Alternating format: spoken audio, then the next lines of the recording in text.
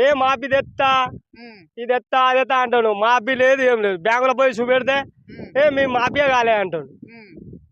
పైసలు కట్టుకోవాలి ఇది కట్టుకోవాలి.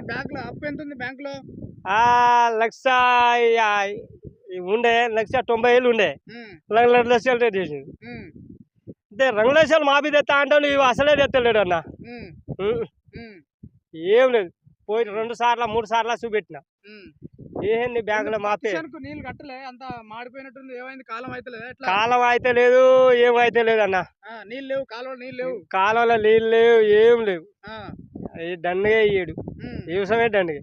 రేవంత్ రెడ్డి కొన్ని చెప్పిండు కానీ రేవంత్ రెడ్డి వాని పెళ్ళ మొన్న అసలే మాఫీ తెత్తలేడు. ఏం లేదు. అది ఏం లేదు. ఉత్తగనే ఏమున్నది.